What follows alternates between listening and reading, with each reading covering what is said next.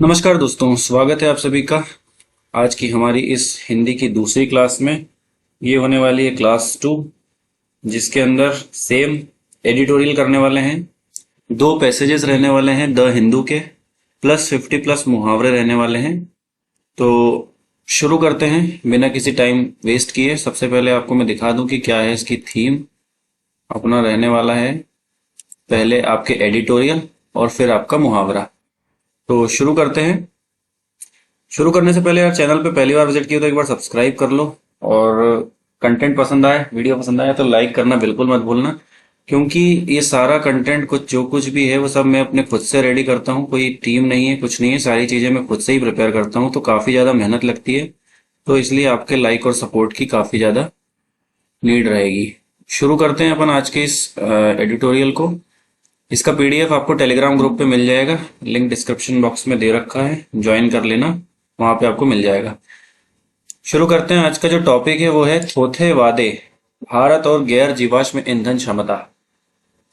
भारत को गैर जीवाश्म ईंधन क्षमता को पूरे इस्तेमाल के लिए बैटरी भंडारण क्षमता को बढ़ाना होगा। रिन्यूएबल एनर्जी के ऊपर बात हो रही है कि भारत में अभी गैर जीवाश्म ईंधन, जो कि आपका रिन्यूएबल एनर्जी है, उसके लिए काफी काम करने की जरूरत है। उस पे बेस्ड ये पूरा आपका पैसेज रहने वाला है, जैसे कि आपको टाइटल से ही समझ में आ रहा है। तो देखते हैं। भारत ने भले ही देर की, लेकिन यह इंतजार सार्थक रहा। पेरिस समझौते के एक खंड जिसके तहत संयुक्त राज्य अमेरिका को छोड़कर तमाम देशों ने तापमान को औद्योगिक दौर पहले के स्तर से 2 डिग्री सेल्सियस से ज्यादा बढ़ने से रोकने पर सहमति व्यक्त की है। पेरिस समझौते के बारे में आप सभी ने सुना ही होगा कि पेरिस समझौता आपका क्या था, जिसमें सभी देशों ने प्रतिबद्धता जताई थी कि वैश्विक तापमान वृद्धि दर को 2 डिग्री सेल्सियस से कम रखना है। जब इसके पहले अभी डोनाल्ड ट्रंप आए हैं सत्ता में, तो उन्होंने अपने आप को पेरिस समझौते से वापस ले लिया है बाहर। इसके पहले बाइडेन थे, उन्होंने वापस से पेरिस समझौते में शामिल हो गए थे, और उसके पहले भी ट्रंप थे। तो सबसे पहले जब कोविड का काल था, उस समय ट्रंप ने अपने आप को WHO से बाहर ले लिया था, पेरिस समझौते से भी आपको बाहर ले लिया था। इसके बाद जब आपके बाइडेन आए तो उन्होंने दोनों चीजों में वापस से शामिल हुए थे। अब दोबारा से पेरिस समझौते से फिर से बाहर हो चुके हैं, डोनाल्ड ट्रंप ने करा दिया है। तो उसी के ऊपर बात हो रही है कि पेरिस समझौता है क्या। तो वो मैंने आपको बताया कि जो सभी देशों की एक सहमति थी, एक समझौता था कि वैश्विक जो आपका तापमान है उसको 2 डिग्री सेल्सियस से ज्यादा बढ़ने से रोकना है, यानी उससे कम ही रहना चाहिए ये। तो भारत ने भी उसमें सहमति जताई थी। के मुताबिक 2020 से हर 5 साल में अपने लक्ष्यों को अद्यतन करना आवश्यक है। अद्यतन करना है ना, एनालिसिस करना, देखना कि आखिर क्या चीजें हैं, क्या नहीं है, क्या उसमें प्रोग्रेस हो रही है, नहीं हो रही है। पिछले साल दिसंबर तक भारत और अर्जेंटीना ने ही G20 के 2 ऐसे देश थे जिन्होंने 2035 के लिए अद्यतन राष्ट्रीय स्तर पर निर्धारित योगदान का ऐलान नहीं किया था।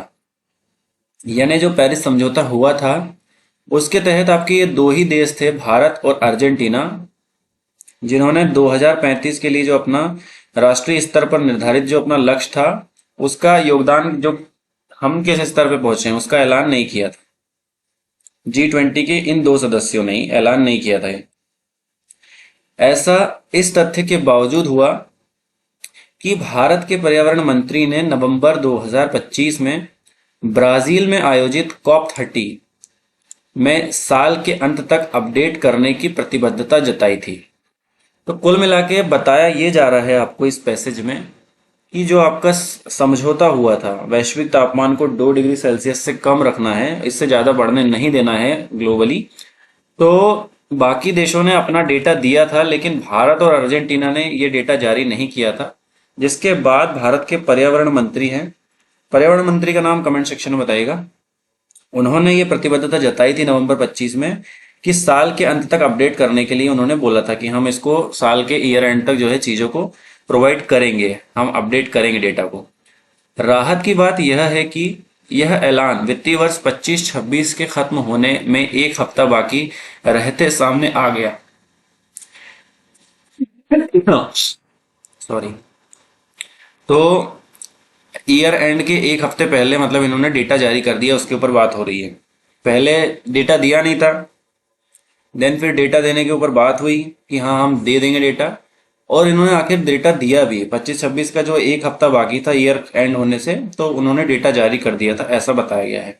भारत द्वारा घोषित ताजा एनडीसी में 2035 तक बिजली की स्थापित क्षमता का 60% यानी 60% गैर जीवाश्म स्रोतों से हासिल करने, प्रति इकाई जीडीपी उत्सर्जन की तीव्रता में 47% की कमी लाने और 3.5 बिलियन टन से 4 बिलियन टन कार्बन डाइऑक्साइड का कार्बन सिंक विकसित करने की प्रतिबद्धता जताई है।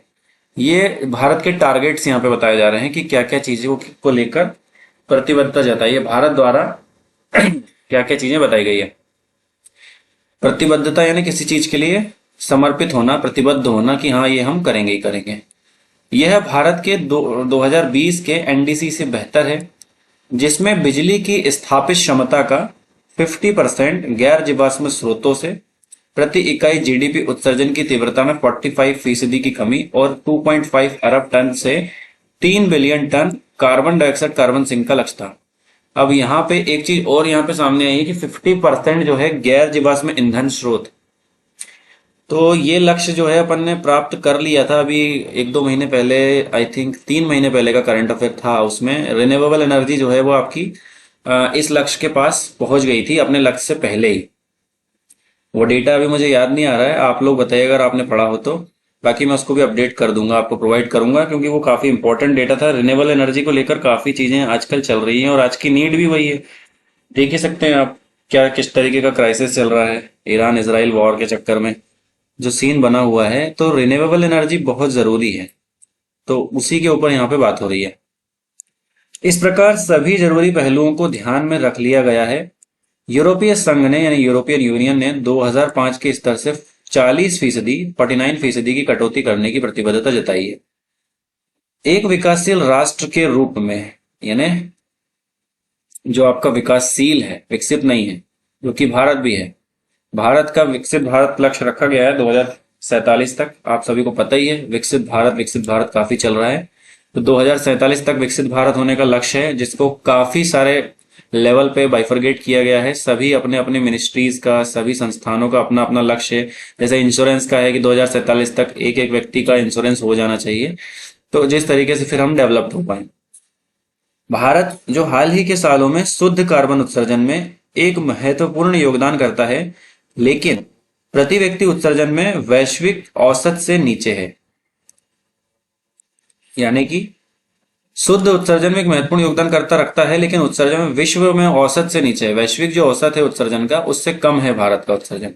सालाना उत्सर्जन में कटौती तो नहीं करेगा, लेकिन उसने प्रति इकाई ऊर्जा पर कम कार्बन उत्सर्जित करने और अपनी ज्यादा से ज्यादा बिजली गैर जीवाश्म स्रोतों से हासिल करने का वादा किया है। उसने पेड़ों, वन आवरण जो कार्बन डाइऑक्साइड को अवशोषित करते हैं को बढ़ाकर और हाल ही में घोषित कार्बन कैप्चर, सदुपयोग एवं भंडारण जैसे तकनीकी रास्तों के जरिए 2070 तक का है भारत का जो लक्ष्य है। 2070 तक शुद्ध शून्य उत्सर्जन, नेट जीरो का टारगेट है। ये भी काफी इंपॉर्टेंट है, इसको आप याद रखिएगा। जो आपके लक्ष्य होते हैं ना, किस ईयर तक क्या करने का लक्ष्य है, तो नेट जीरो उत्सर्जन का जो लक्ष्य है वो 2070 तक है। आप सभी इसको याद रखिएगा, किसी न किसी एग्जाम में आपसे ये टकरा सकता है, ये क्वेश्चन डायरेक्ट भी, कि नेट जीरो उत्सर्जन का भारत का लक्ष्य क्या है। तो ये चीजें आपको पता होनी चाहिए। तो क्या है, 2070 तक शुद्ध शून्य उत्सर्जन यानी नेट जीरो वाला देश बनने की प्रतिबद्धता भी जताई है। किसने? भारत ने। भारत के 2035 के लक्ष्य आसानी से हासिल किए जा सकते हैं और सरकार ने इसे साफ तौर पर जाहिर किया है। भारत ने पिछले साल ही गैर जीवाश्म ईंधन संबंधी लक्ष्य को 52% क्षमता स्थापित करके हासिल कर लिया था। यही चीज मैंने आपको पहले ही बताई इस पैसेज को रीड करने से पहले, कि ये करंट अफेयर में आया था, ये क्वेश्चन काफी ट्रेंड में था, कि जो हमने गैर जीवाश्म ईंधन का जो लक्ष्य है वो हमने निर्धारित समय सीमा से पहले ही प्राप्त कर लिया है, जो कि एक अच्छी बात है भारत के लिए। क्योंकि जनरली हम कोई चीज पहले कर लें ये थोड़ा सा मुश्किल रहता है, हमें हर बार एक्सटेंशन करना ही पड़ता है, एक्सटेंड करना पड़ता है, टाइमलाइन को बढ़ाना ही पड़ता है हर बार। लेकिन रिन्यूएबल एनर्जी के मामले में हमने जो लक्ष्य रखा था उससे पहले ही हमने इसको प्राप्त कर लिया है 52%, जो कि 50% की बात थी, 52% जो है हमने प्राप्त कर लिया है। समस्या यह है कि अपर्याप्त बैटरी भंडारण क्षमता जो उपलब्ध सभी सौर और पवन ऊर्जा का सदुपयोग करने में असमर्थ है। प्रॉब्लम के ऊपर बात की जा रही है अब यहाँ पे कि प्रॉब्लम है क्या, समस्या यह है कि अपर्याप्त बैटरी भंडारण क्षमता जो उपलब्ध सभी सौर और पवन ऊर्जा का सदुपयोग करने में असमर्थ है, यानी कि जो हमारे पास जो बैटरी क्षमता है वो सोलर और वाइंड एनर्जी का सदुपयोग करने में असमर्थ है। वो मतलब उनका भंडारण उतने अच्छे तरीके से नहीं कर सकती है, की वजह से उत्पादित बिजली का मात्र 25% ही गैर जीवाश्म ईंधन है। विद्युत मंत्रालय की राष्ट्रीय उत्पादन पर्याप्तता योजना में ही यह अनुमान लगाया गया है कि 2035-36 तक अनुमानित 1121 गीगावाट स्थापित करने क्षमता का 70% गैर जीवाश्म ईंधन से हासिल होगा। मतलब 50% पे तो हम पहुंच ही गए हैं, तो 2035-36 तक हम 70% तक पहुंच जाएंगे, ऐसा बताया है। पश्चिम एशिया में चल रहे युद्ध के बीच भारत द्वारा अपनी हरित प्रतिबद्धताओं को बढ़ा चढ़ाकर पेश करने की सराहना स्वाभाविक ही है और इसकी जरूरत भी है इस समय, क्योंकि रिन्यूएबल एनर्जी और सारी जो हम एनर्जी कंजप्शन अगर रिन्यूएबल बना लें और सारी चीजें अगर हमारे पास हो जाए तो डिपेंडेंसी कम होगी। पूरी तरीके से आत्मनिर्भर तभी तो बन पाएंगे, और एक डेवलप्ड कंट्री कैसे बनेंगे, तब ऐसे ही बन पाएंगे। स्वाभाविक है इस युद्ध ने एक महत्वपूर्ण जीवाश्म ईंधन की आपूर्ति को बुरा तरह से प्रभावित किया है, जो कि पेट्रोलियम है। हालांकि उत्पादित आपूर्ति में वास्तविक सुधार के बिना इन आंकड़ों का कोई खास महत्व है नहीं। उत्पादित आपूर्ति में वास्तविक सुधार यानी कि हमें जो आपूर्ति श्रृंखला है उसको अगर हम सुधार नहीं कर रहे हैं तो फिर इन आंकड़ों की कोई मतलब, उनका मतलब नहीं रह जाता है कि इन आंकड़ों से अगर हम कोई हेल्प नहीं ले रहे हैं तो फिर उन खास आंकड़ों का कोई मतलब नहीं है, कोई महत्व नहीं है। युद्ध से जीवाश्म ईंधन की भारी कमी स्पष्ट हो गई है। जीवाश्म ईंधन यानी आप सभी पता है आपका नॉन रिन्यूएबल एनर्जी जो है, जीवाश्म और गैर जीवाश्म, रिन्यूएबल और नॉन रिन्यूएबल, नवीकरणीय ऊर्जा और अनवीकरणीय ऊर्जा, ये है सीन उसका हिंदी वर्ड जो है, नवीकरणीय और अनवीकरणीय ऊर्जा। इसलिए भारत को बैटरी भंडारण बढ़ाने और अपने विद्युत ग्रिड में सुधार करने की दिशा में अधिक तत्परता यानी फुर्ती दिखानी चाहिए, स्पीड से काम करना चाहिए, तत्पर होकर, ताकि मौजूदा गैर जीवाश्म ईंधन क्षमता का बेहतर उपयोग किया जा सके। अभी ऊपर बात की गई थी प्रॉब्लम के बारे में कि हमारे पास जो बैटरीज हैं वो भंडारण क्षमता के लिए उतनी उपयुक्त नहीं है, जिससे कि हम 25% ही जो है wind energy and solar energy का जो है भंडारण कर पाते हैं।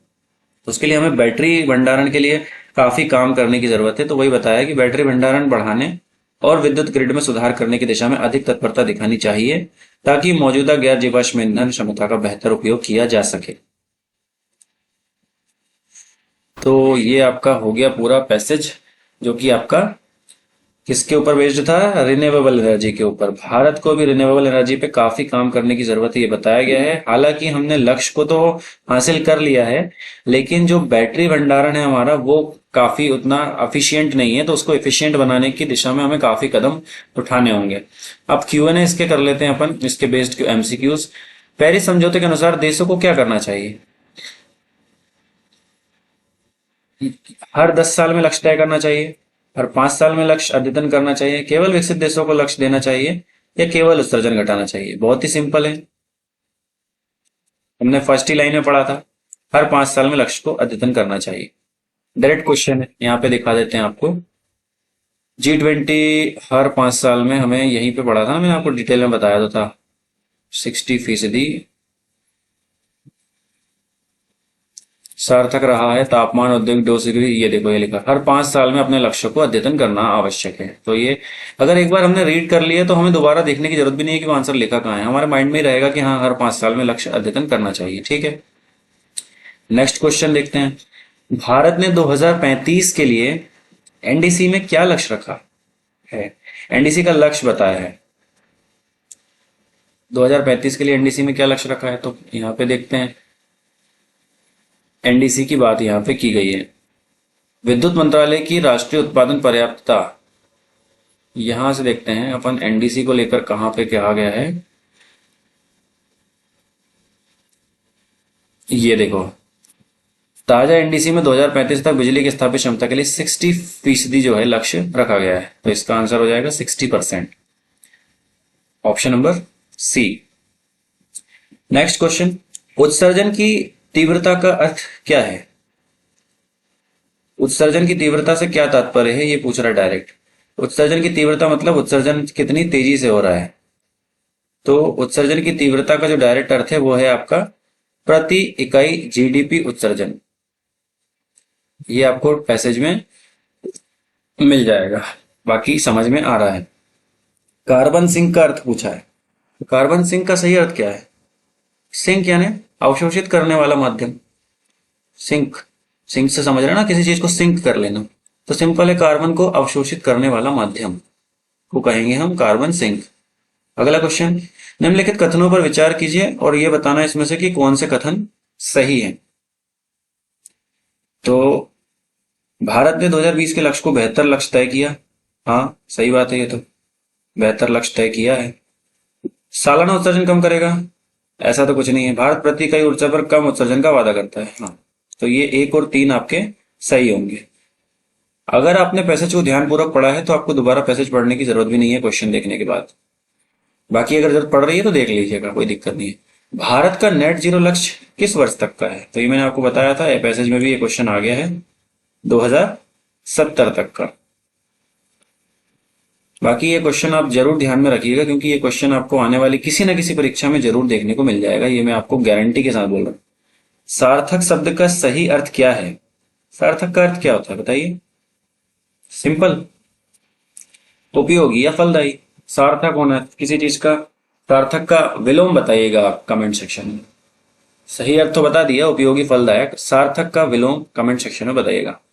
निम्नलिखित में से कौन सी समस्या बताई गई है पैसेज में, ये बताना है आपको, किस समस्या की बात की है। तो ये सिंपल पता है, बैटरी भंडारण क्षमता हमारी उतनी एफिशिएंट नहीं है, जिस वजह से हम प्रॉपर तरीके से चीजों को स्टोर नहीं कर पाते हैं, है ना। तो ये हो गया। देन अगला क्वेश्चन, कथन आधारित प्रश्न है, कौन से कथन सही है ये बताना। भारत का प्रति व्यक्ति उत्सर्जन विश्व औसत से अधिक है, नहीं विश्व औसत से कम है। ये सेंटेंस तो मुझे याद भी है, आई थिंक आपको भी याद होगा, यहाँ पे लिखा था। ये देखिए, प्रति व्यक्ति उत्सर्जन विश्व औसत से नीचे है, यानी कम, ज्यादा नहीं है ना। तो ये हो गया। तो ये क्वेश्चन आपका, ये स्टेटमेंट गलत हो गया, है ना। गैर जीवाश्म ऊर्जा बढ़ा चुका है, हाँ बढ़ा तो चुका है। उत्पादित बिजली में गैर जीवाश्म का हिस्सा कम है, हाँ जीवाश्म, उत्पादित बिजली में गैर जीवाश्म का हिस्सा कम है, क्यों, क्योंकि भंडारण ठीक नहीं है इसलिए। तो ये दोनों कथन आपके सही है, सेकंड एंड थर्ड, यानी ऑप्शन बी इसका करेक्ट आंसर है, ठीक है। प्रतिबद्धता शब्द का क्या अर्थ है। प्रतिबद्धता यानी सिंपल है, वादा करना, दायित्व देना, किसी चीज के प्रति कर्तव्यबद्ध होना, किसी चीज के लिए बद्धता जताना कि हाँ ये तो मेरा कर्तव्य है, ये मेरा दायित्व है, ये मुझे करना ही करना है। तो ये इसमें मैंने कुछ वोकेबलरी क्वेश्चंस भी आपके लिए रखे हैं, कुछ स्टेटमेंट बेस्ड क्वेश्चंस भी रखे हैं, और आप सभी से मेरा यही रहेगा कि आप इसको खुद से जरूर से पढ़िएगा और चीजों को समझने की कोशिश कीजिएगा। स्तर जो है हम डे बाय डे बढ़ाएंगे, क्योंकि अभी कुछ ऐसे लोग होंगे जो हिंदी को इनिशियली शुरू कर रहे होंगे। कल मुझे आप सभी से मैंने काफी सजेशंस मांगे थे, तो उसमें आपके काफी सजेशंस आए भी हैं। कुछ लोगों का कहना है स्तर बढ़ाइए। देखो, लेवल जो है मैं एग्जाम रिलेवेंट रखने का प्रयास करूंगा, बहुत ज्यादा हाई पढ़ाने से कोई फायदा नहीं है। हाँ, थोड़ा एक लेवल आप जरूर करेंगे, लेकिन वो धीरे धीरे करेंगे, जब चीजें समझने योग्य हो जाए, सभी के समझ में आने लगे। इसकी आंसर सीट भी है यहाँ पे, ये मैं आपको प्रोवाइड कर दूंगा पीडीएफ फॉर्म में। एक पैसेज और कर लेते हैं, जिसके क्वेश्चंस मैं आपको नहीं कराने वाला हूं, क्वेश्चंस मैं आपको शेयर करूंगा, ये आपको सॉल्व करने होंगे। ये आरसी ही मैं आपको समझ लो दे दूंगा करने के लिए। तो मैं इसके सिर्फ आपको पढ़ के बता देता हूं, समझा देता हूं, देन क्वेश्चंस आपको इसके सॉल्व खुद ही करने हैं। टॉपिक है आस्था और अवरोध, आरक्षण के लाभ और धार्मिक समूह। द हिंदू का ही एडिटोरियल है ये। आरक्षण के लाभों को विशिष्ट धार्मिक समूहों तक सीमित करना उचित है। सुप्रीम कोर्ट के ऊपर आरक्षण को लेकर मुद्दा है, उसके ऊपर पूरा डिस्कशन ये है। काफी चर्चित विषय रहते हैं, तो इसके ऊपर बात करते हैं, पढ़ते हैं इसको, चलिए समझते हैं क्या है। सुप्रीम कोर्ट ने भारत के भेदभाव विरोधी विधि शास्त्र के लंबे समय से कायम और विवादित सिद्धांत को दोहराया है। भेदभाव और आरक्षण को लेकर काफी कंट्रोवर्सी चलती रहती है। कुछ लोगों का मानना है कि अब आरक्षण खत्म कर देना चाहिए, क्योंकि जब बाबा साहब ने संविधान बनाया था तो एक निश्चित समय के लिए देने का था, क्योंकि उस समय उन्हें आरक्षण की जरूरत थी। जबकि कुछ लोगों का कहना है कि आरक्षण की आज भी जरूरत है। खैर, ये एक अलग मुद्दा है, उसी के ऊपर ये पूरा आपका बेस्ड है पैसेज। तो सुप्रीम कोर्ट ने भारत के भेदभाव विरोधी विधि शास्त्र के लंबे समय से कायम और विवादित सिद्धांत को दोहराया है। यह सिद्धांत यह है कि सिद्धांत यानी नियम यह है कि अनुसूचित जाति यानी एससी समुदायों के लिए संरक्षण और विशेष प्रावधान का लाभ केवल उन्हीं को मिलेंगे जो हिंदू, सिख या बौद्ध धर्मों का पालन करते हैं। अभी ये न्यूज बहुत ट्रेंड में है, अभी चला भी था कि धर्म परिवर्तन अगर करते हैं तो आरक्षण खत्म, अगर आपका धर्म परिवर्तित होता है तो आरक्षण खत्म। क्योंकि जिहाद और धर्म परिवर्तन की काफी चीजें सामने आती है मुस्लिम समुदाय में, तो वो चीजें यहाँ पे बताई गई है कि अगर आप अपना धर्म परिवर्तन करते हैं तो फिर आप आरक्षण के दायरे से बाहर हो जाएंगे। तो क्या कहा है यहाँ पे, विशेष प्रावधान का लाभ केवल उन्हीं को मिलेगा जो हिंदू, सिख या बौद्ध धर्मों का पालन करते हैं। मुस्लिम धर्मों में एससी कैटेगरी में आप फिर नहीं आ पाएंगे, आपको एससी एसटी का लाभ नहीं मिलेगा, यानी कि अनुसूचित जाति के दर्जे में आपको नहीं माना जाएगा। अगर आप मुस्लिम धर्म ले लेते हैं या मुस्लिम धर्म से हैं, केवल उन्हीं को मिलेगा जो हिंदू, सिख या बौद्ध है। शीर्ष अदालत का 24 मार्च का यह फैसला एक ईसाई पास्टर के चलते आया था। केस बता रहे हैं, केस क्या था, तो एक ईसाई पास्टर के चलते आया था, जिसमें जिन्होंने आंध्र प्रदेश में एससी एसटी अत्याचार निवारण अधिनियम के तहत संरक्षण मांगा था। एक केस दर्ज हुआ था जिनमें आंध्र प्रदेश में एससी एसटी अत्याचार निवारण अधिनियम के तहत संरक्षण मांगा था ईसाई पास्टर ने। तो सुप्रीम कोर्ट ने हाई कोर्ट के इस निर्णय को सही ठहराया है कि ये सुप्रीम कोर्ट में चैलेंज किया गया होगा इसको, तो फिर वहां सुप्रीम कोर्ट ने भी इस फैसले को, हाई कोर्ट के फैसले को ही बरकरार रखा है और बताया है कि ये सही है। ठहराया कि एससी समुदाय का कोई भी सदस्य जिन्होंने आर्टिकल 341 के तहत, आर्टिकल 341 क्या कहता है वो कमेंट सेक्शन में बताइएगा, क्योंकि आजकल आपको एग्जाम में आर्टिकल और आपके पॉलिटी से रिलेटेड क्वेश्चन देखने को मिल रहे हैं। जैसे इस बार भी आरआरबी पीओ क्लर्क के एग्जाम में नियुक्ति से रिलेटेड क्वेश्चन आया था कि राष्ट्रपति किसकी नियुक्ति करता है, या चीफ जस्टिस ऑफ इंडिया की सीजेआई की नियुक्ति कौन करता है। इस टाइप से क्वेश्चंस काफी हो रहे हैं, तो आपको थोड़ा बहुत पॉलिटी पता होनी चाहिए। आर्टिकल 341 के तहत हो रहा है, तो 341 क्या है वो आप बताइए। अनुसूचित जाति या आदेश 1950 में निर्दिष्ट 3 धर्मों से इतर कोई धर्म अपनाया है तो वह एससी समुदाय का सदस्य नहीं है।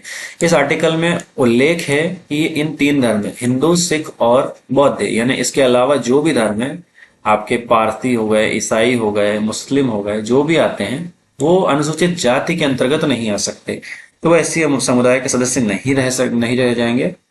एससी की मूल परिभाषा में केवल हिंदू धर्म शामिल थे, लेकिन बाद में इन्हें सिख हो, जो कि 1956, ये चीजें आपको याद रहना चाहिए कि जब संविधान बना था और एससी एक्ट आया था आपका, उस समय केवल हिंदू धर्म ही उसमें शामिल था, लेकिन 1956 में इसमें सिखों को शामिल कर लिया गया था। देन बौद्धों को भी 1990 में शामिल इसमें किया गया था। प्रथम प्रधानमंत्री जवाहरलाल नेहरू सहित भारत के संस्थापक नेता इस बात को लेकर स्पष्ट थे कि छुआछूत के रूप में प्रकट होने वाला भेदभाव का चरम रूप केवल हिंदू समाज की ही खासियत है। इन्हें उस समय ये था कि ये जो सारी चीजें हैं वो हिंदू धर्म में ही ज्यादा देखने को मिलती है। ऐसा प्रधानमंत्री जवाहरलाल नेहरू सहित भारत के संस्थापक नेता जो थे उनका ये मानना था कि ये जो कुरीतियां हैं, छुआछूत जैसी चीजें हैं, वो हिंदू धर्म में ज्यादा व्याप्त है, अदर धर्म में नहीं है। इसीलिए उन्होंने केवल वहां पर उस टाइम हिंदू धर्म को ही उसमें शामिल किया था। लेकिन राजनीतिक और सामाजिक वास्तविकताओं ने बाद में संशोधन के लिए बाध्य किया। वही पॉलिटिकल प्रेशर, सोशल प्रेशर के चलते बाद में जो है बौद्ध और सिखों को भी इसमें शामिल कर लिया गया था। एससी समुदाय ने प्रतिवाद और स्वायत्तता के इजहार यानी आपके जिक्र यानी आपका बयान करना की कार्यवाही के रूप में धर्मांतरण का इस्तेमाल करना शुरू कर दिया। तो एससी समुदाय के लोग जो हैं वो काफी बड़ी मात्रा में यानी धर्म परिवर्तन करने लगे, ऐसा बताया जा रहा है। तो खुद डॉक्टर बाबा साहेब अम्बेडकर ने एससी सदस्यों के सामूहिक रूप से बौद्ध धर्म अपनाने का नेतृत्व भी किया था। यानी कि वो अलग अलग धर्म स्थानांतरण कर रहे थे, अपना धर्म परिवर्तन कर रहे थे वो लोग। बाबा साहेब ने भी बौद्ध धर्म अपनाने का नेतृत्व किया था, ऐसा इस आर्टिकल में बताया जा रहा है। गौरतलब है यानी कि जानकारी में है, हमें पता है, हम जानते हैं कि क्या। गौरतलब वर्ड का मतलब यही होता है कि हम जानते हैं कि वह सन 1956 में धर्मांतरित होकर बौद्ध बने। वह वही साल है जब सिख धर्म पालन करने वाले सभी एससी समुदाय को आरक्षण सहित विशेष प्रावधान के तहत लाया गया था। यानी बाबा साहब ने भी बौद्ध धर्म अपनाया था 1956 में, तो इसीलिए उस साल बौद्ध धर्म को भी एससी समुदाय के अंतर्गत लाया गया था। आगे चलते हैं। सुप्रीम कोर्ट द्वारा एक बार फिर दोहराए गए इस फर्क के लिए धर्मशास्त्रीय और कानूनी दलीलें मौजूद हैं। अक्सर यह दलील दी जाती है, यानी यह फैक्ट दिया जाता है, यह बात बताई जाती है कि ईसाईयत और इस्लाम में सामाजिक स्त्रीकरण के आधार पर भेदभाव का कोई धर्मशास्त्रीय बचाव नहीं है। सिख और बौद्ध धर्म हिंदू धर्म के सभ्यतागत जगत का हिस्सा होने की दलील राजनीतिक और संवैधानिक वैधता पा चुकी है। यानी सिख और बौद्ध धर्म को कहीं ना कहीं हिंदू धर्म को उसका पिता मानते हैं कि उसी से ही कहीं ना कहीं ये उत्पन्न हुए हैं। तो जो कुरीतियां आपके हिंदू धर्म में व्याप्त हैं वो सिख और बौद्ध धर्म में भी हैं, परंतु ईसाई और इस्लाम धर्म में ऐसा नहीं है। वहां धर्म की प्रधानता है, जाति की नहीं। जबकि यहाँ बताया जा रहा है कि हिंदू धर्म में या इन धर्मों में जाति को भी प्रधानता मिलती है। इसीलिए यहाँ पे एससी समुदाय का जो है वर्चस्व है, क्योंकि हिंदू है तो हिंदू है, फिर एससी एसटी ओबीसी जनरल की कोई जरूरत ही नहीं है। तो ऐसा इस्लाम में होता है, ईसाई में होता है कि वहां अगर आप मुस्लिम हैं तो मुस्लिम है, वहां आप एसटी एसटी एससी नहीं है। तो ये सीन इसमें बताया गया है। तो हिंदू धर्म के ऊपर भी काफी यहाँ बताया गया है कि हिंदू और सिख बौद्ध धर्म भी बाकी हिंदू धर्म के ही आपके पद चिन्हों पर चल पड़े और उनमें भी राजनीतिक और संवैधानिक वैधता पा चुका है। आर्टिकल 25(2) के स्पष्टीकरण के तहत हिंदू की परिभाषा में सिख बौद्ध और जैन आस्थाएं शामिल है। कहीं ना कहीं इन धर्मों का जो जनक माना जाता है हिंदू धर्म, सनातन धर्म से ही ये धर्मों का भी जन्म हुआ है, ऐसा माना जाता है। इस्लाम और ईसाईयत में धर्मांतरित होने लोगों को विशेष संरक्षणों से बाहर रखने के लिए जो धर्मशास्त्रीय और संवैधानिक दलीलें हैं वे तार्किक और अनुभवजन्य रूप से पूरी तरह से त्रुटिहीन नहीं है। मतलब त्रुटि कुछ ना कुछ तो उसमें है ही है, गलती तो है। लिहाजा यह सवाल तंग करता रहता है, परेशान करता रहता है। तंग यानी वही परेशान करता रहता है। ईसाई या मुस्लिम धर्मांतरित को भेदभाव का, जिसमें छुआछूत शामिल है, सामना करना पड़ रहा है। आज की डेट में अब पॉइंट पे आ रहे हैं कि ऐसा नहीं है कि केवल हिंदू, जैन, बौद्ध, सिख इन्हीं धर्मों में छुआछूत जैसी चीजें हैं। बताया जा रहा है कि ईसाई और मुस्लिम धर्मांतरित को भेदभाव, छुआछूत शामिल है और उन्हें उस चीज का सामना करना ही पड़ रहा है। यहाँ तक कि अपनी नई धार्मिक दुनिया में भी, यानी कि ऐसे समुदाय जिन्होंने अपना धर्म परिवर्तन कर लिया है, वो ईसाई बन गए हैं या मुस्लिम बन गए हैं, उसके बावजूद भी उन्हें वहां पर जो छुआछूत जैसी कुरीति है उसका सामना करना पड़ ही रहा है। तो इसी के रिगार्डिंग तो ये दलील कोर्ट में पेश की गई है, लेकिन कोर्ट ने कह दिया है कि अगर आप धर्म परिवर्तित करते हैं तो आपका जो है आरक्षण खत्म। आखिरकार भेदभाव को किसी धर्मशास्त्रीय मंजूरी की जरूरत नहीं होती, लेकिन उन्हें शामिल किए जाने का सवाल राजनीतिक रूप से काफी विवादास्पद है, यानी विवाद के योग्य है, यानी काफी इसमें विवाद छिड़ता ही रहता है। यह एक डिबेट का विषय है, विवादास्पद विषय है, यानी वही विवाद का मुद्दा है। भारत के पूर्व मुख्य न्यायाधीश के.जी. बालकृष्णन की अगुवाई वाले एक आयोग द्वारा इसे जांचा जा रहा है। कई दलित कार्यकर्ता आरक्षण की मौजूदा सीमा में धर्मांतरित को शामिल करने का विरोध करते हैं। ऐसे समुदाय के कई सदस्य जो ईसाईयत या इस्लाम में धर्मांतरित हो चुके हैं, यानी उनका धर्म परिवर्तन हो चुका है, धर्म परिवर्तन कर चुके हैं, उन्हें संविधान आर्टिकल 15(4) के तहत, आर्टिकल 15 क्या बताता है? लिंग, धर्म, जाति के आधार पर समानता। आर्टिकल 14 से लेकर आपका 18 तक देता है समानता का अधिकार, यानी आर्टिकल 14 आपका बताता है विधि के समक्ष समानता, यानी कानून के समक्ष सभी समान है। 15 आर्टिकल कहता है आपका लिंग, धर्म, जाति के आधार पर समानता। आर्टिकल 17 आपका अस्पृश्यता का अंत मतलब छुआछूत का अंत बताता है। आर्टिकल 17 आपका जो है ये बताता है कि हमें भेदभाव छुआछूत जैसी चीजों का अंत कर चुके हैं। देन 18 आपका आर्टिकल 18 भी बताता है उपाधियों का अंत, यानी किसी भी टाइप की डिग्निटी आपको मान्य नहीं है। सामाजिक और शैक्षिक रूप से पिछड़े वर्गों के लिए बने प्रावधानों के तहत लाभ मिलता है। मौजूदा कानूनी और संवैधानिक योजना के तहत सुप्रीम कोर्ट का निर्णय उचित है और कोई भी बदलाव राजनीतिक प्रक्रिया और विधायी मार्ग से ही आ सकता है। तो ये था आपका पूरा आर्टिकल जो मैंने आपको बता दिया, पढ़ा दिया, समझा दिया कि पूरा पूरा मुद्दा है क्या। मुद्दा यही है कि धर्मांतरण के ऊपर ये पूरा आपका पैसेज है, जिसमें एससी का जो आपका आरक्षण है वो हिंदू धर्म और हिंदू, सिख और बौद्ध धर्म तक ही सीमित था। स्टार्टिंग में केवल हिंदू को मिलता था, फिर बाबा साहब ने भी बौद्ध धर्म परिवर्तन के लिए अपनाया था, खुद भी परिवर्तित हुए थे, तो 1956 में आप बौद्ध धर्म भी उसमें शामिल हो गया था। फिर 1990 में आपका ये आपका बौद्ध धर्म शामिल हो गया। देन उसके बाद अभी मुद्दा ये चल रहा है कि ईसाई और मुस्लिम धर्म में भी परिवर्तन के बाद भी जो एससी समुदाय है उनको छुआछूत का सामना करना पड़ता है। तो उसी के रिगार्डिंग पूरा ये आपका एडिटोरियल है, पूरा ये पैसेज है, इसके ऊपर बेस्ड ये एमसीक्यूज हैं। मैं इसका पीडीएफ आपको प्रोवाइड कर रहा हूं, ये आपको खुद ही सॉल्व करने हैं। सुप्रीम कोर्ट के अनुसार एससी समुदाय का लाभ किन धर्मों तक सीमित है? हालांकि ये बहुत सिंपल है, क्लियर है, सभी धर्म है नहीं, केवल हिंदू है नहीं, ये वाला है, दिख ही रहा है आपको, है ना। मामला किसके कारण सामने आया है? बहुत सिंपल क्वेश्चन है, इसमें ज्यादा टफ क्वेश्चन नहीं है, कुछ आपके स्टेटमेंट है और बाकी एक लेवल अप करके क्वेश्चंस को आप अपन आगे से और भी रखेंगे। वोकेब बेस्ड क्वेश्चन भी और एक से एक शामिल है शायद इसमें। क्वेश्चन अपन और बढ़ा भी सकते हैं एग्जाम में, हालांकि 7 क्वेश्चन ही देखने को मिलेंगे, 7 से 8, लेकिन अपन इसमें क्वेश्चंस बढ़ा सकते हैं, क्या दिक्कत है? पैसेज अपने को ज्यादा डिटेल में समझ में आएगा, सही रहेगा ना, कमेंट सेक्शन में बताएगा। ठीक है, एडिटोरियल तो ये हो गए हैं। अब चलते हैं हम क्लास के नेक्स्ट पार्ट के ऊपर। नेक्स्ट पार्ट क्या है हमारे? मुहावरे। पिछली क्लास में हमने 50 मुहावरों तक पढ़ लिए थे, अब उसके आगे हम पढ़ेंगे इस क्लास में। तो स्टार्ट करते हैं। 51वां मुहावरा क्या है आपका? 51 नंबर का मुहावरा चालू करते हैं। उल्टी गंगा बहना, बहुत ही कॉमन मुहावरा है। असंभव कार्य करना, यानी गंगा कभी उल्टी बह सकती है क्या? इस गड्ढे को पढ़ना उल्टी गंगा बहाने के समान है। मतलब उल्टी गंगा बहना यानी असंभव काम करना या असंभव चीज होना। इस गधे को पढ़ाना, इस गधे को पढ़ाना, गधे लिखा है कोई बात नहीं, गधे को पढ़ाना उल्टी गंगा बहाने के समान है। तो उल्टी गंगा बहाना यानी असंभव कार्य करना। उल्टे अस्तूरे से मुड़ना यानी मूर्ख बनाकर ठगना। उस ठग ने आज मुझे उल्टे अस्तूरे से मुड़ लिया। ये कॉमन मुहावरा नहीं है, तो आप इसको 2-3 बार देख सकते हैं। उल्टे अस्तूरे से मुड़ना यानी कि आपको ठग लेना, ठगी करना, जो आजकल काफी चल भी रही है, साइबर ठगी। उंगली पकड़कर पहुंचा पकड़ना, थोड़ा सा लेकर पूरा। कॉमन जो अपना चलता है, तेरे को तो यार उंगली पकड़ाई, तूने तो हाथ पकड़ लिया, उस टाइप का है ये।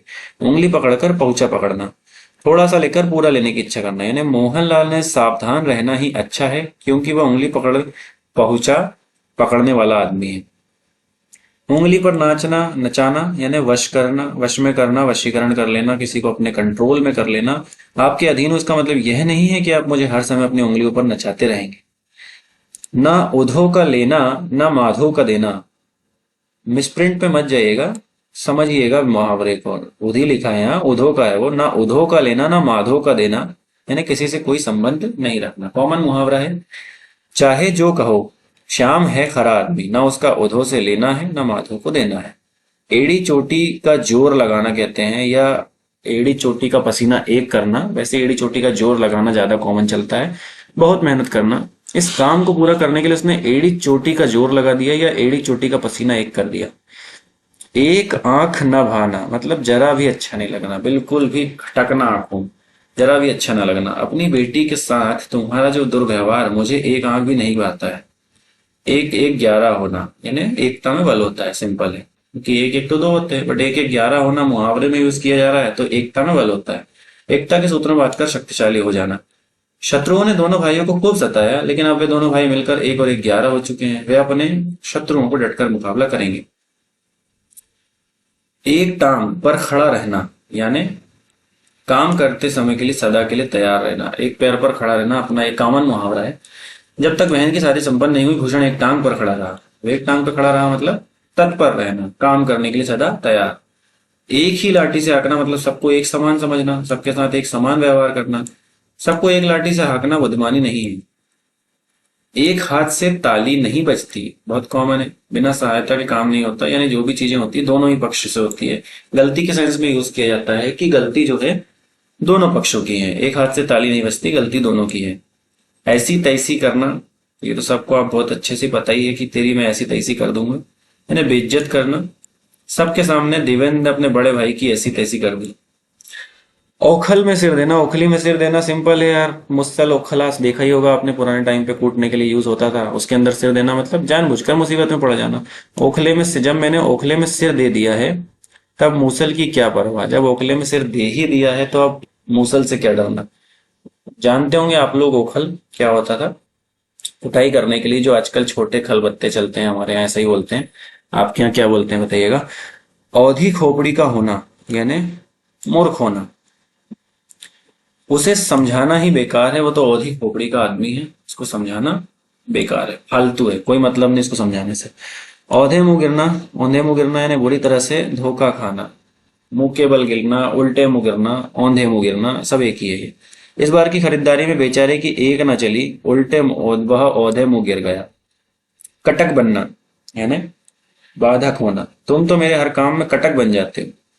ककड़ी खीरा समझना, महत्वहीन। खीरा ककड़ी की तरह काटना करके एक मुहावरा मत चलता है अपना, बोलचाल की भाषा में भी यूज होता है। अरे यार ये तो खीरा ककड़ी की तरह काट रहा है, मतलब बुरी तरह से महत्वहीन समझना, कोई वैल्यू ही नहीं है।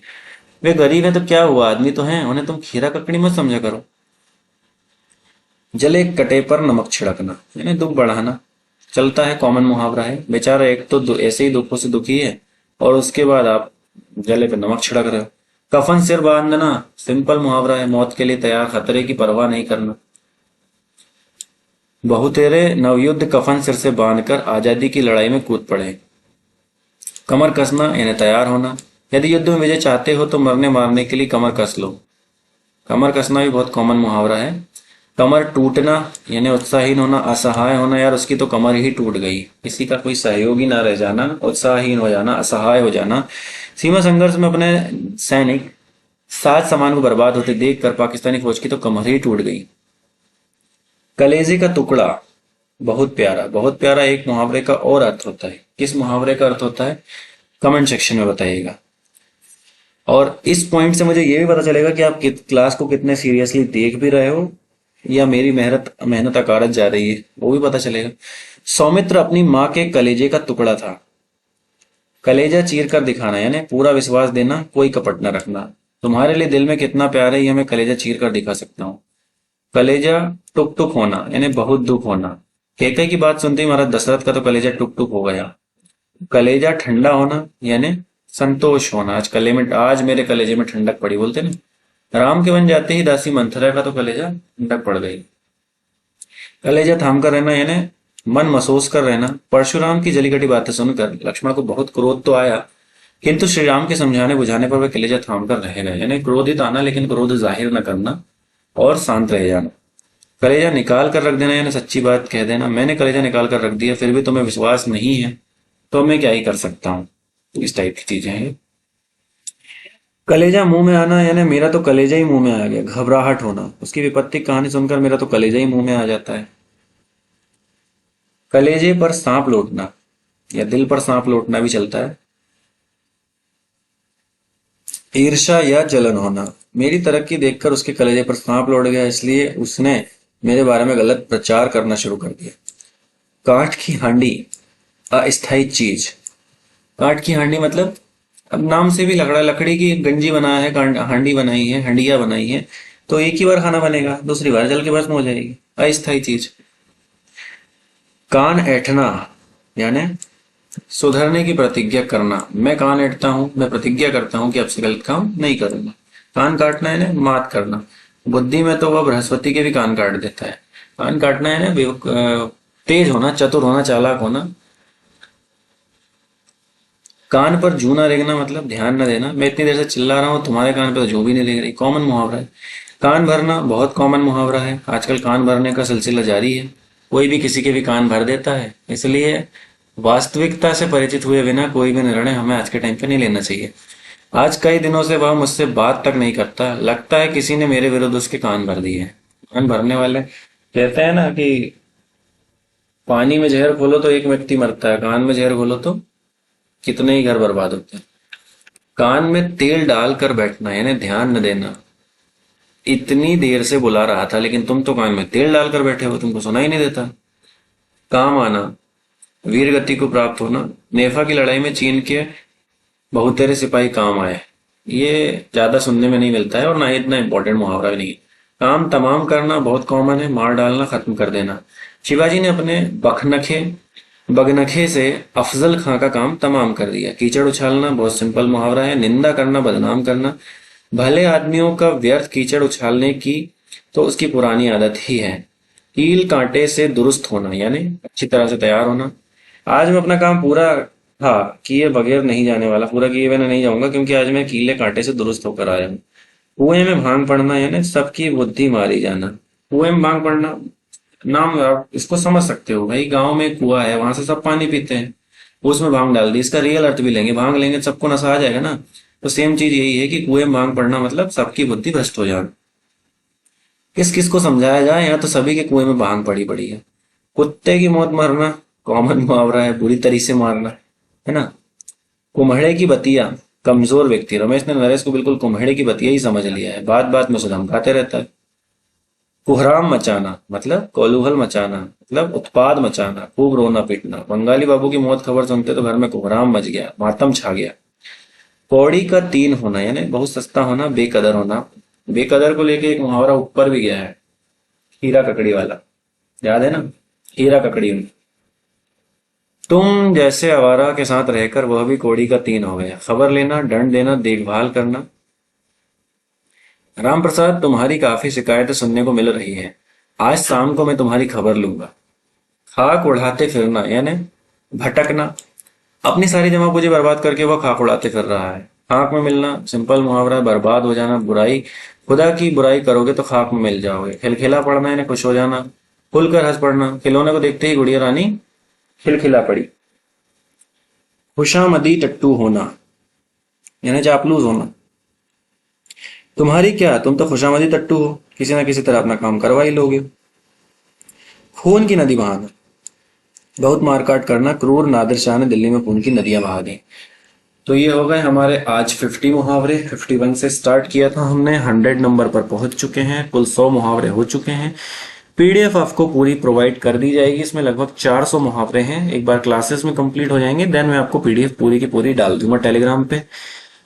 एडिटोरियल में 2 पैसेज मैंने आपको करा दिए हैं, एक के क्वेश्चन आंसर मैंने आपको खुद करा दिए हैं, एक के क्वेश्चन आंसर आपको खुद करना है। क्लास के मैं थोड़ी देर बाद डाल दूंगा। बाकी क्लास का जो टाइम रहने वाला है वो आपका, अपन इसको सुबह का रखेंगे, बट वही है कि कंटेंट प्रिपरेशन और क्लास रिकॉर्डिंग बस सारी चीजों में समय लग जाता है, जिस वजह से मैं इसको डाल नहीं पाता हूँ। तो कल से ये प्रयास रहेगा कि ये क्लास आपको मॉर्निंग में 7 बजे अपलोड कर दी जाएगी। आज ये क्लास कल ये क्लास आपको 4 बजे मिली थी, आज अभी ये 12 बजे लगभग आपको मिल रही है, लेकिन कल से ये क्लास आपको 7 बजे सुबह मिलेगी, क्योंकि एक ही टाइम पे क्लास रखेंगे।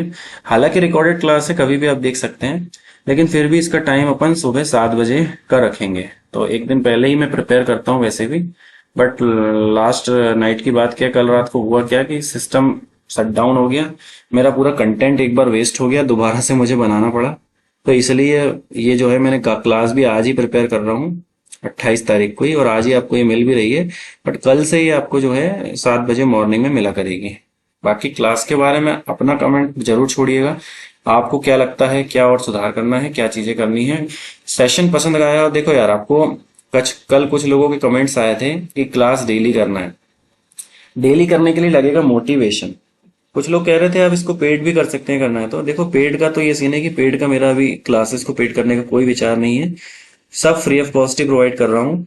लेकिन अगर आप लोग कुछ देना ही चाहते हैं तो आप इसको भर भर के शेयर कीजिए, जो भी आप जिस भी ग्रुप में है कनेक्टेड। आज की डेट में हम सभी लोग 2 4 5 ग्रुप में कनेक्ट रहते ही हैं, तो जरूर से जरूर शेयर कीजिए, जरूरतमंद व्यक्ति तक पहुंचाइए जिनको इसकी नीड है, क्योंकि हिंदी का कंटेंट काफी कम अवेलेबल होता है, और जिसके ऊपर अगर अपन मेहनत कर रहे हैं तो, और मेहनत काफी लोगों तक पहुंचे तब तो मेहनत सार्थक है ना। तो आप इसको केवल अपने तक मत रखिए, शेयर भी कीजिए, लोगों तक पहुंचाइए, ज्यादा से ज्यादा लाइक शेयर। और मेरा मतलब है जितने भी लोग देखते हैं यार, सभी लोग लाइक करने में क्या इशू है। आप लोग अगर क्लास देख रहे हैं तो लाइक सभी लोग कीजिएगा। कल 300 व्यूज आए, 50 लाइक आए, ये कोई रेशो ठीक नहीं है ना। मतलब जो भी क्लास देख रहा है एटलीस्ट वो तो देखे और वो तो लाइक करे। तो यही था इस क्लास में। क्लास आपको कैसी लगी कमेंट सेक्शन में भर भर के कमेंट्स आपके चाहिए, लाइक्स चाहिए, शेयर्स चाहिए, सब कुछ आपको करना होगा। बाकी कंटेंट आपको फ्रीली सब कुछ मिल ही रहा है। पीडीएफ वगैरह थोड़ा आगे पीछे होती है, एडजस्ट करिए, क्योंकि कोई मेरे पास टीम नहीं है। जो काम करना है वो मुझे खुद ही करना है, सारा काम। कंटेंट प्रिपेयर करना, एमसीक्यूज बनाना, देन आपका पीडीएफ प्रोवाइड करना, पीडीएफ्स बनाना, सारा जो काम है टोटल ऑल मैं ही कर रहा हूँ, कोई और नहीं है दूसरा व्यक्ति भी। तो उसको थोड़ा सा आप लोग समझिएगा।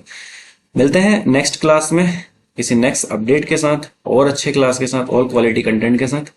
आप इस क्लास को एंजॉय कीजिए। मिलते हैं नेक्स्ट वीडियो में। जय हिंद।